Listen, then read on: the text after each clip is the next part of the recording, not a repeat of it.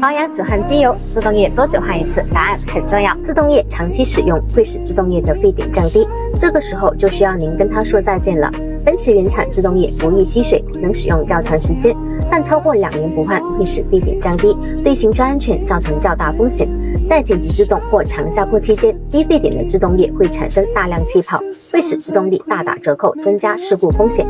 定期更换是关键，建议每2年到汕头精油更换原厂制动液，让您每一次刹车都稳稳当当。